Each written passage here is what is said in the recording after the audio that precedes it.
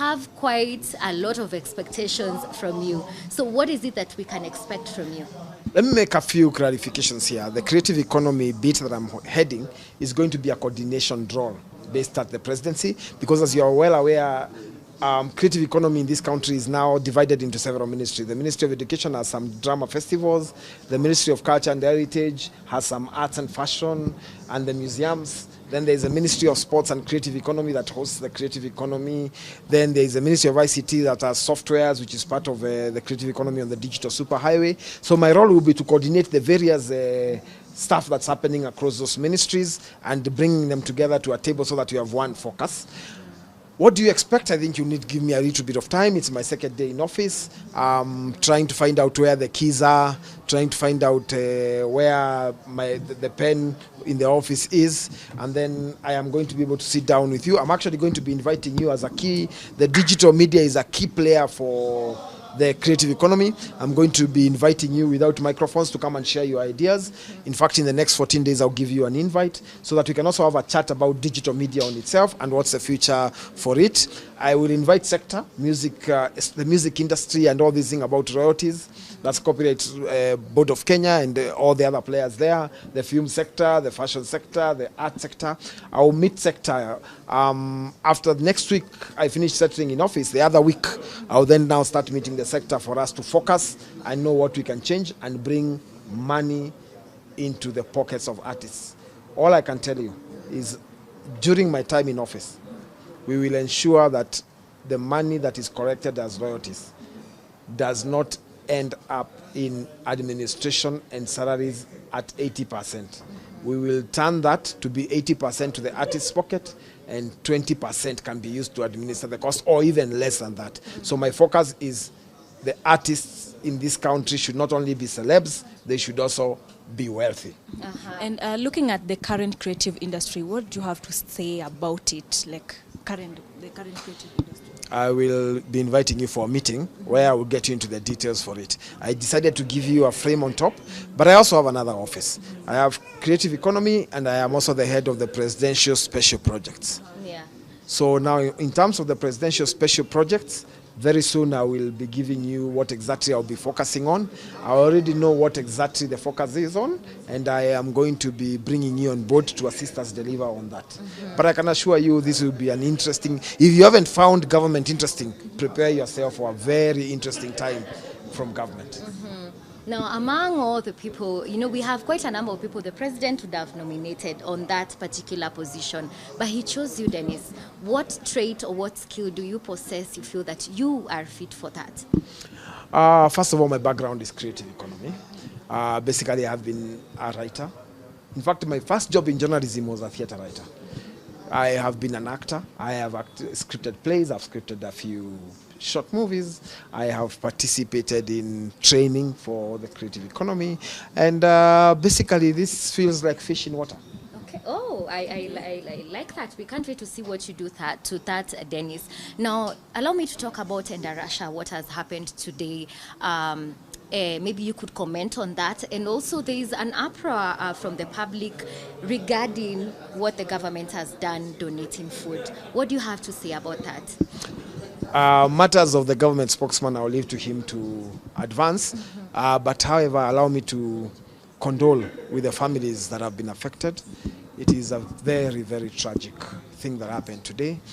I have found myself saying a prayer at every moment, even when I'm walking, because I just can't believe or describe the pain that I felt in the morning when I first watched the news that were coming in from Kieni in Nyeri. And I can only really empathize with the children. As you're well aware, the president has just signed 3 days of mourning for the children, that for the country to join the families that have been affected. So the president declaring that from Monday to Wednesday, the country is going to go into national mourning. The flags are going to fly half-mast, so that then we can join the families in mourning and also strengthen them.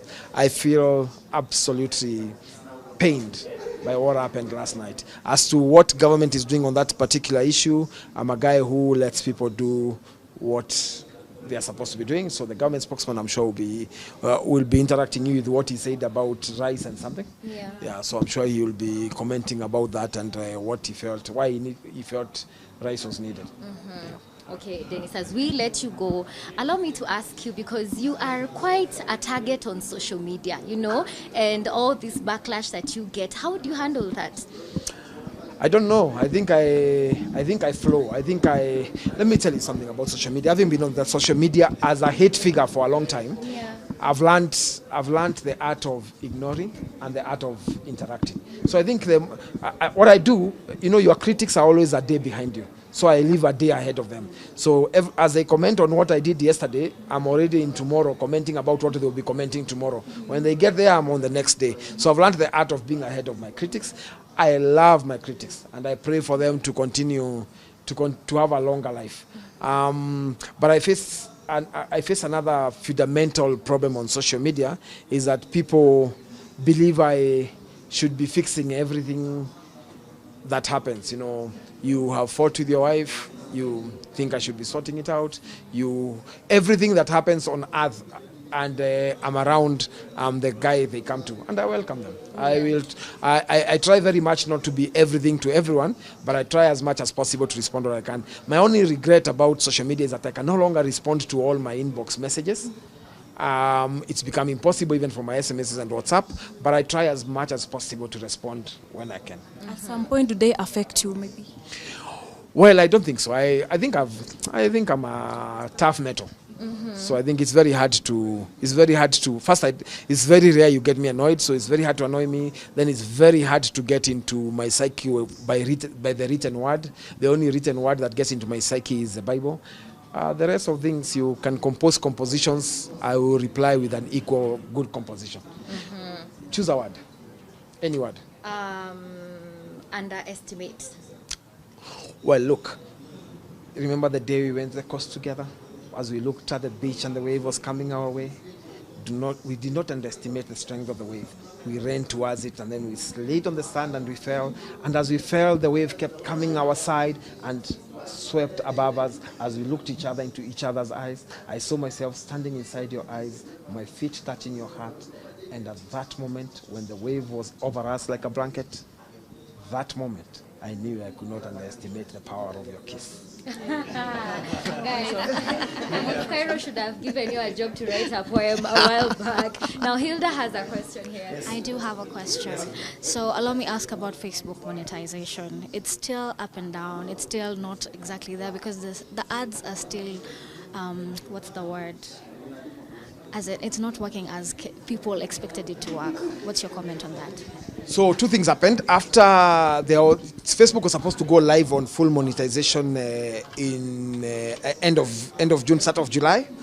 That was not possible because at the time they told us the protests that were ongoing in the country, they would not be able to roll it out. And remember, at the time they rolled out to other countries who actually benefited from our push as a country. We are the ones who pushed for this thing. I must admit I don't have the latest update, but what I'll do for you within the next 14 days, I am going to call you. I'm going to ask the Facebook Kenyan team led by Mercy. I'm going to meet them in the office and I'll invite you so that they can give us an update together, and then I'm able to comment on that. I must admit at the time you asked that question, I don't have the latest update on what Facebook is doing, because they told us once the protests subside, they were going to launch the full monetization, and I know that is not yet there. I know there's some aspects that went live on the monetization, but I know it's not fully 100% rolled out. So give me 14 days. I will give you, remind me so that I give you an interview specifically on that, and I will drag along the Facebook team so that they can explain to us what's happening. How do you feel about Morara addressing government projects, and he's just addressing the things that the government itself should be addressing? What's your problem? Yeah, Morara is actually reminding us the tragic events that happened to this country between 2018 and 2022, when a deputy president, having been assured by the programs of government, went ahead and launched several projects that were in the budget. And after launching them, they defunded the projects officially because of political competition. People forgot about the effect of these programs on the people of Kenya, and instead, as a government then, defunded those projects led by a one-time Minister for Interior, Fred MATIANG'I, who went, if you go back to your archives, you'll see the videos of him saying we won't fund those projects. So they officially defunded projects that were already budgeted and programmed under the manifesto of Jubilee then, where the deputy president belonged. So now he's president, and those projects are part of the plan.